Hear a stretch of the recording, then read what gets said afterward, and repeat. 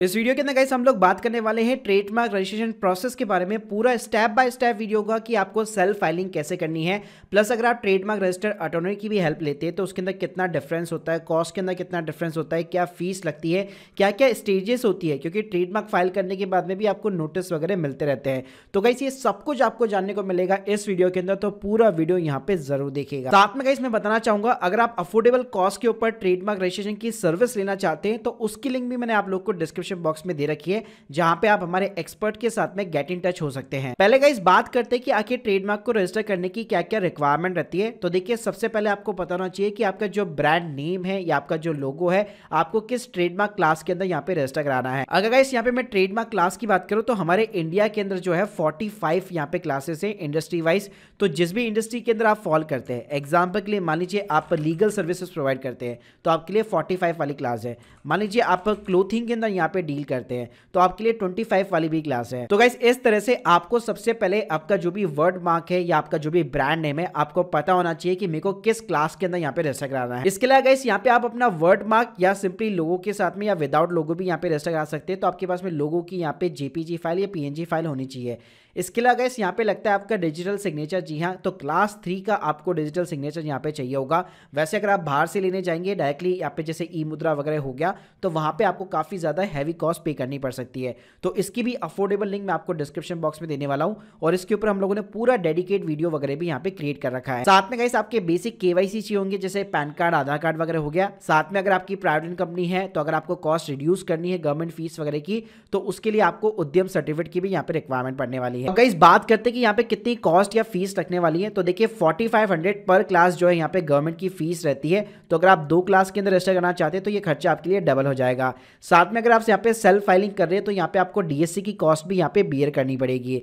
इसके अलावा गाइस यहाँ पे मैं आपको एक सुपर टिप देना चाहूंगा, अगर आप यहाँ पे जो है सेल्फ फाइलिंग की जगह किसी प्रोफेशनल को यहाँ पे हायर करते हैं तो वहां पे क्या होता है, आपको अपना डीएससी नहीं क्रिएट करना पड़ता है, तो वहां पे आपकी डीएससी की कॉस्ट बच जाती है। तो लोग जो है यहाँ पे कॉस्ट कम करने के लिए एक सेल्फ फाइलिंग करना चाहते हैं लेकिन वो आपको भारी पड़ सकता है। इससे बेटर है अगर आप प्रोफेशनल को हायर करते तो डीएसटी की कॉस्ट भी आपकी बचती है और आपको केवल गवर्नमेंट फीस के साथ में उनकी हल्की सी एक प्रोफेशनल फीस आपको पे करनी पड़ती है। अब गाइस हम लोग बात करते हैं स्टेजेस की। जी हाँ, तो देखिए जैसे आपकी एप्लीकेशन यहाँ पे फाइल हो जाती है तो आपके साथ में पहले जो है फॉर्मेलिटी चेक पास होता है। अगर आपकी एप्लीकेशन एकदम करेक्ट है तो यहाँ पे आपका फॉर्मेलिटी चेक पास हो जाता है, वरना आपको रेक्टिफिकेशन करनी पड़ती है और उसकी भी अलग से फीस आपको देनी पड़ती है गवर्नमेंट को।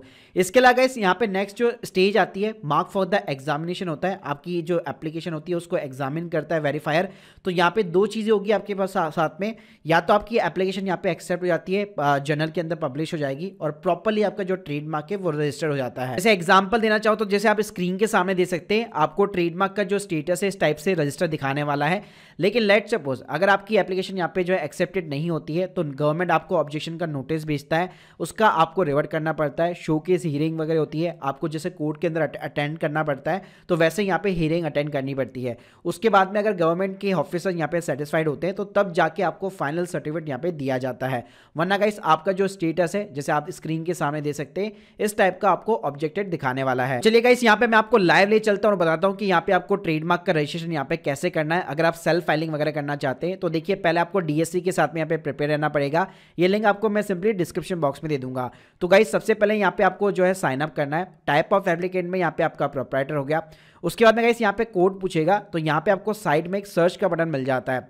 अब गाइस अगर आपका नाम पे पहले कभी कोई ट्रेडमार्क वगैरह है, अगर नहीं भी है तो यहाँ पे आपको सिंपली अपना पर्सनल नाम डालना है। तो गाइस जैसे आप सबमिट करेंगे तो अगर लेट्स सपोज आपके नाम पे इनके पास में कोई रिकॉर्ड्स वगैरह है तो यहाँ पे आप देख सकते हैं पार्टी कोड यहाँ पे आपको मिल जाएगा और उसको सेलेक्ट करके आप रजिस्टर कर सकते हैं। अगर नहीं भी मिलता तो भी कोई दिक्कत वाली बात नहीं है। यहाँ पे आपको जो है ऐड न्यू का सिंपली तरीके से ऑप्शन मिल जाता है, तो एज ए न्यू यूजर भी आप यहाँ पे रजिस्टर कर सकते हैं। तो यहाँ पे आपको अपना सिंपली नेम, एड्रेस, आपका जो है बेसिकली लीगल स्टेटस क्या है, प्रोप्राइटर है, पार्टनरशिप फर्म वगैरह है, ट्रेड का डिस्क्रिप्शन हो गया, तो इन नॉर्मल सी चीजें डाल के आप यहाँ पे साइन अप कर सकते हो। उसके बाद में गाइस यहाँ पे अपने आप ही आपका प्रोप्राइटर कोड आ जाएगा जैसे आप यहाँ पे साइन अप करोगे। अब गाइस यहाँ पे साइन अप का एक और मोड दिया हुआ है, आपको यहाँ पे पहले से ही डिजिटल सिग्नेचर यहाँ पे जो है रजिस्टर करने पड़ेंगे।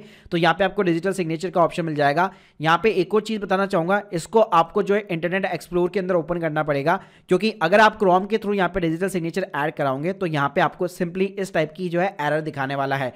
तो अगर आपको पहले डिजिटल सिग्नेचर यहाँ पे रजिस्टर करना है तो आपको इसको क्रोम के साथ में नहीं, आपको इंटरनेट एक्सप्लोर के साथ में जाना पड़ेगा। इसके अलावा गाइस यहाँ पे आपको सिंपली अपनी एक यूजर आईडी जो है चूज आउट करनी है। आप कोई भी अपनी यूजर आईडी सेलेक्ट कर सकते हैं और उसकी अवेलेबिलिटी वगैरह चेकआउट कर सकते हैं। आपको सिंपली एक पासवर्ड वगैरह सेट करना है, नीचे अपना ईमेल आईडी हो गया, मोबाइल नंबर हो गया और सिंपली तरीके से कैप्चा कोड डालकर आप अपना यहाँ पे साइन अप जो है कंप्लीट कर पाएंगे। कैसे गाइस आपका साइन अप यहाँ पे कंप्लीट हो जाता है, तो यहाँ पे आप अपने अकाउंट के अंदर लॉगिन हो जाते हैं। तो यहाँ पे आपको साइड बार के अंदर ही न्यू फॉर्म फाइलिंग के अंदर फाइल TMA करके यहाँ पे एप्लीकेशन फॉर्म मिलने वाली है। अब गाइस इसके अंदर आपको डिफरेंट चीजें मिलेगी। आपको यहाँ पे इंडिविजुअल और सोल प्रोप्राइटर के साथ में जाना है और यहाँ पे स्टार्टिंग में ही एक ट्रेडमार्क फ्रेश एप्लीकेशन का यहाँ पे आपको ऑप्शन दिख जाता है।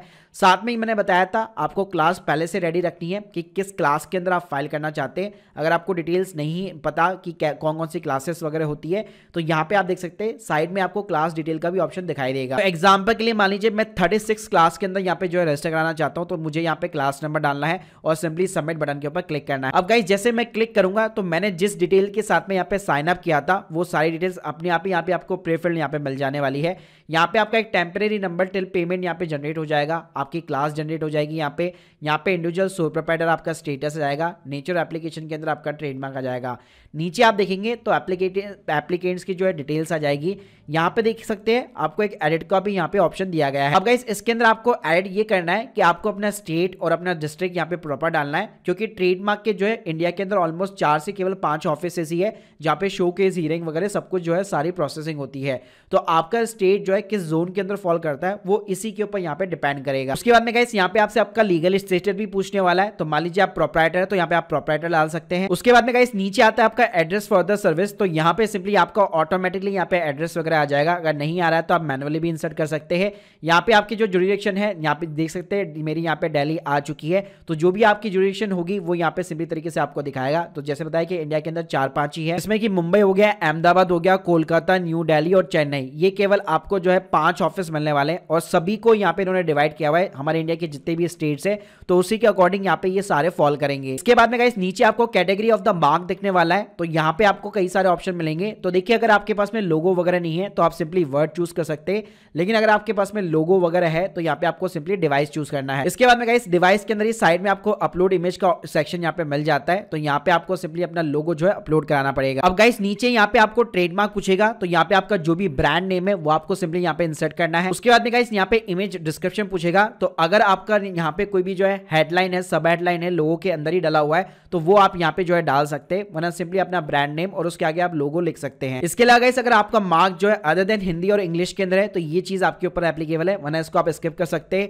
इसके अलावा कोई कंडीशंस है, लिमिटेशंस है तो वो आप यहाँ पे डाल सकते हैं, वरना इसको भी आपको स्किप करना है। इसके बाद में guys class of the goods और द सर्विसेज आएगा। तो हम लोगों ने पहले ही 36 क्लास यहाँ पे चूज आउट कर रखा है और हमको पता है कि हमें किस क्लास के अंदर और किस इंडस्ट्री के अंदर और मैं क्या क्या चीजें यहाँ पे प्रोवाइड करने वाला हूँ, वो सब डिटेल्स आपने पहले ही प्रिपेयर कर रखी है। तो गाइस जो क्लास 36 है उसमें यहाँ पे आपको एडिट का ऑप्शन मिल जाएगा और यहाँ पे आप जो भी सर्विसेज वगैरह देते हैं अपने ब्रांड से रिलेटेड वो आपको सिंपली जो भी 36 क्लास के अंदर यहाँ पे फॉल करती है उसका आपको यहाँ पे गुड्स और सर्विस के अंदर डिस्क्रिप्शन डालना है। उसके बाद में गाइस नीचे आपको statement as to be use of the mark मिलेगा। तो अगर आपका नया ब्रांड नेम है, आप रिसेंटली यहाँ पे जो है यूज करना वगैरह स्टार्ट किया है तो आप प्रपोज टू भी यूज कर सकते हैं।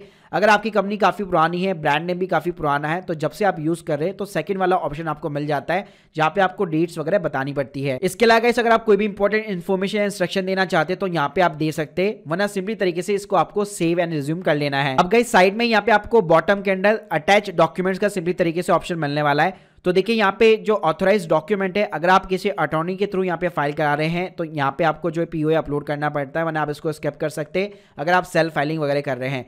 इसके अलावा गाइस यहाँ पे अगर आपकी प्राइवेट कंपनी है तो जैसे मैं बताया था आपको उद्यम का सर्टिफिकेट वगैरह चाहिए होगा, तो उस केस में आपको स्मॉल एंटरप्राइज से रिलेटेड या स्टार्टअप से रिलेटेड अगर आपके पास में स्टार्टअप इंडिया का वगैरह का सर्टिफिकेट वगैरह है तो वो यहाँ पे आपको अपलोड करना पड़ेगा। इसके अलावा गाइस आप अपने नॉर्मल केवाईसी भी यहाँ पे अदर डॉक्यूमेंट वाले सेक्शन के अंदर अपलोड कर सकते हैं। इसके साथ में गाइस यहाँ पे आपको सिंपली प्रीव्यू का ऑप्शन दिख जाता है। जैसे इसके ऊपर आप क्लिक करेंगे तो आप स्क्रीन के सामने दे सकते हैं एक पीडीएफ यहाँ पे जनरेट हो जाएगी 4500 की, जैसे मैंने फीस बताई थी आपको वो आपको दिखाई देगा, प्लस जो भी हमने लोगों ने पूरी एप्लीकेशन फिलअप करी है उसकी पूरी डिटेल्स यहाँ पे आपको दिखाई देगी और यहाँ से आप प्रिंट आउट वगैरह भी ले सकते हो। अब गाइस जैसे आपकी एप्लीकेशन पूरी यहाँ पे कंफर्म हो जाती है, नीचे नीचे आपको डिजिटल साइन एंड सबमिट का ऑप्शन मिल जाता है। तो यहाँ पे आपका डीएससी ऑलरेडी यहाँ पे जो है अटैच हो चुका होगा जब आप साइन अप कर रहे होंगे। तो यहाँ पे आपको सिंपली क्लिक करके अपनी एप्लीकेशन को सबमिट करना है। सबमिट करने के बाद में गाइस यहाँ पे क्या करना है, आपको वापस बैक आना पड़ेगा अपनी होम स्क्रीन के ऊपर। यहाँ पे साइड में ही आपको पेमेंट का ऑप्शन मिल जाता है, मेन पेमेंट का ऑप्शन मिल जाता है। तो जो एप्लीकेशन यहाँ पे आपने सबमिट की होगी उसी की आपको यहाँ पे डिटेल्स मिल जाएगी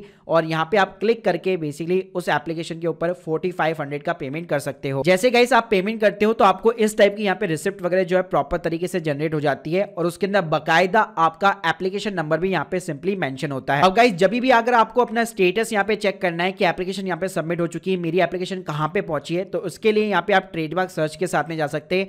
यहाँ पे सिंपली आपको अपना ब्रांड नेम वगैरह डालना पड़ता है। तो गाइस यहाँ पे आपको सिंपली तरीके से स्टेटस दिखा देगा कि ये अभी राइट नाउ किस स्टेटस के ऊपर है, क्या ऑब्जेक्शन आ रखी है या फिर मेरी एक्सेप्ट वगैरह हो चुकी है। बाकी गाइस अगर आपको और डिटेल जाननी है, अगर मेरी एप्लीकेशन के साथ में अगर कोई नोटिस वगैरह आया कि नहीं आया, तो आपको ईमेल के ऊपर भी मिलता है। इसके साथ में गाइस यहाँ पे आपको जो है ट्रेडमार्क की वेबसाइट के ऊपर यहाँ पे आपको ऑप्शन दिख जाएगा। तो यहाँ पे सिंपली आपको अपना जो है एप्लीकेशन नंबर डालना है और गाइस जैसे आप यहाँ पे व्यू बटन के ऊपर क्लिक करेंगे तो आप देख सकते हैं हमारी पूरी एप्लीकेशन यहाँ पे खुल जाती है और यहाँ पे अलर्ट भी आपको देखने को मिल जाता है कि कोई शो केस हियरिंग वगैरह का नोटिस वगैरह है।